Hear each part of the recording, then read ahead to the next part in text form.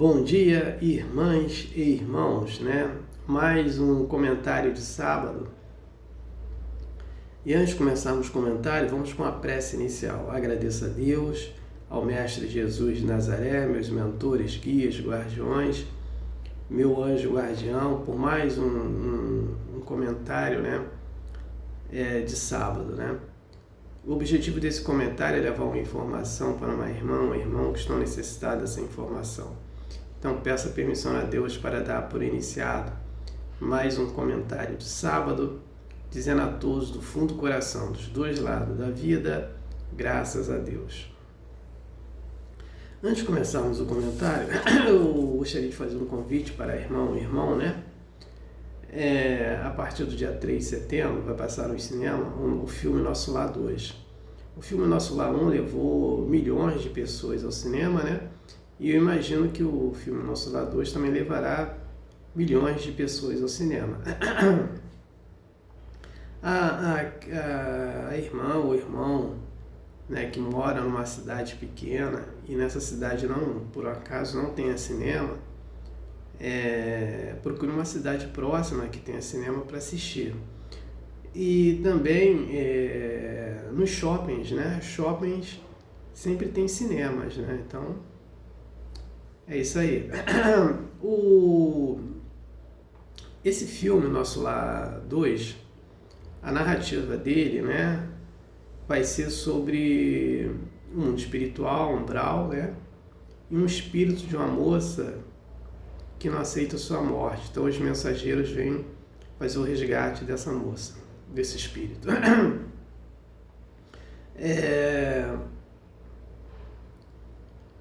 O filme, uma observação, o filme Nosso Lar 2, ele não vai ser, a narrativa não vai ser do livro Nosso Lar, e sim desse livro aqui, ó, Os Mensageiros, psicografado pelo médium Chico Xavier e pelo espírito André Luiz. Então, vá ao cinema.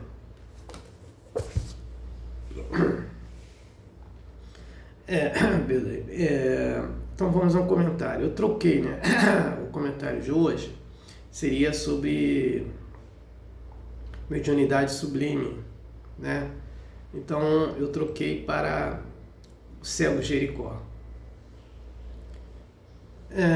Então vamos entender um pouquinho aqui sobre o cego Jericó. A cidade de Jericó, ela foi fundada há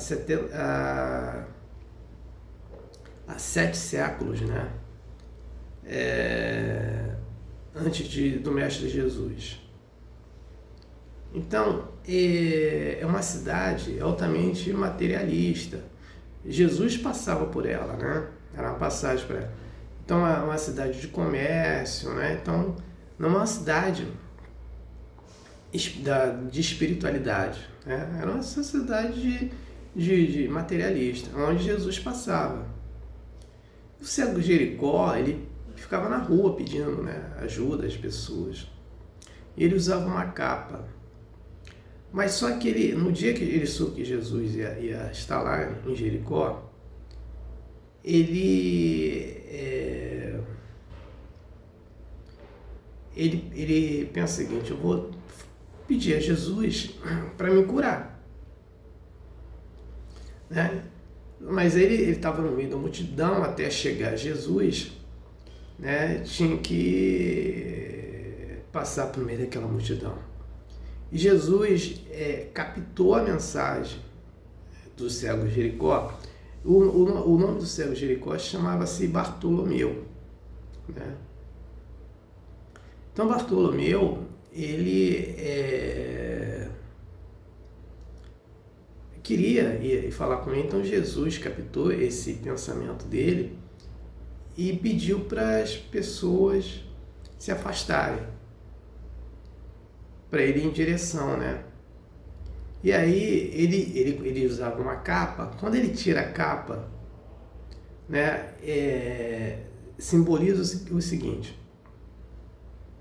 que ele estava querendo mudar, porque ele poderia muito bem pedir alimentos, pedir roupa, pedir outra coisa, mas ele queria enxergar. Quando ele chega próximo a Jesus, Jesus pergunta para ele: o que queres? Então ele responde: eu quero enxergar. Quando, nesse momento que ele fala que ele quer enxergar, ele está fazendo uma reforma íntima no momento também, não só o que ele quer enxergar, que ele tira aquela capa que ele usava e joga fora.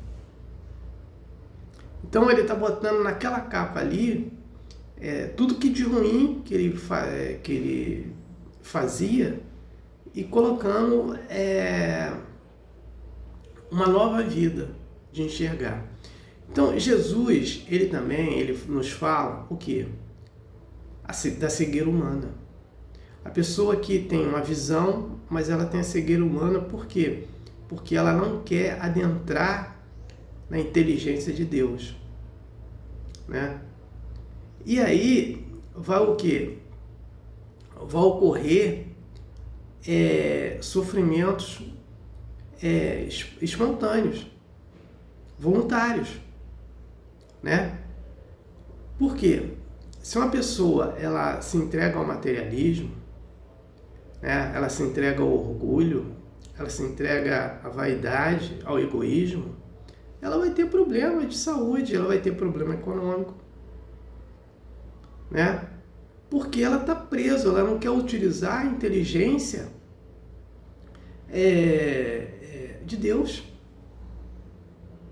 né? E aí as consequências, os sofrimentos, né? Voluntários, vai ocorrer dessa forma. Um outro detalhe também que a gente tem que observar. Saulo de Tarso, né? Quando ele estava indo para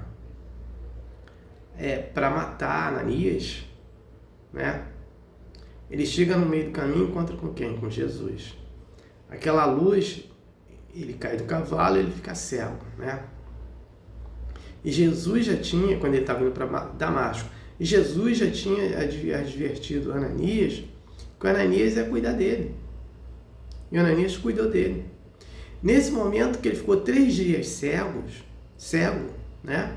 Os 3 dias que ele ficou cego, ele começou a se transformar, a se modificar, né? Intimamente. Quando ele passa a se chamar Paulo de Tarso, né? Que fez muitas coisas boas. E também o cristianismo, né? Também nós hoje conhecemos também por causa de Paulo de Tarso. Então, quando a gente deixa a cegueira, né? Aquele que enxerga, mas tem a cegueira do materialismo, né? E a gente deixa essa cegueira do materialismo de lado, a gente evolui moralmente, né? Isso é uma questão moral. Outro fato também, Saulo de Tarso já tinha matado 1.500 pessoas. Quando ele ia para matar Ananias, seria 1.501.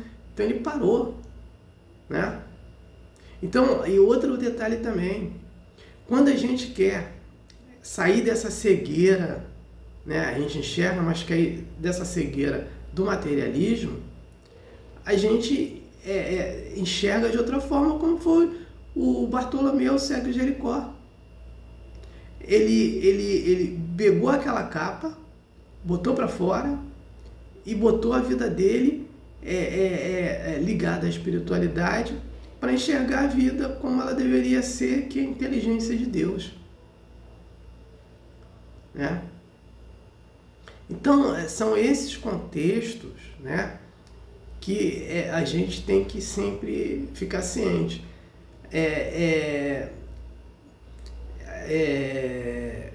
Como Jesus fala, né?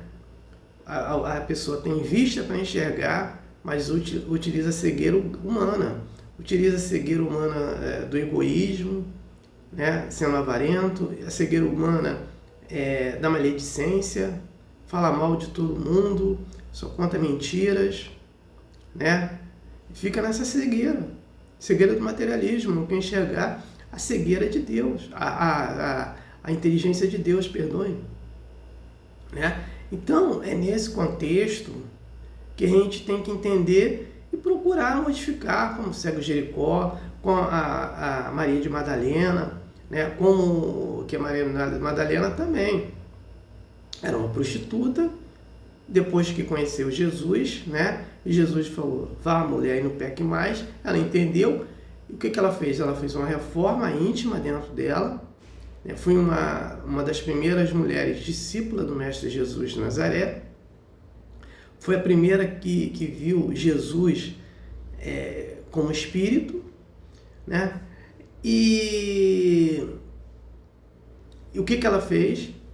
Ela se dedicou leprosa, ela pegou esse amor, né, e colocou o amor dela em movimento. Então ela saiu da cegueira do materialismo, que era a prostituição, ela pegou a inteligência de Deus e começou a modificar dentro dela essa inteligência, né? Então é nesse contexto que cada um tem que fazer, né?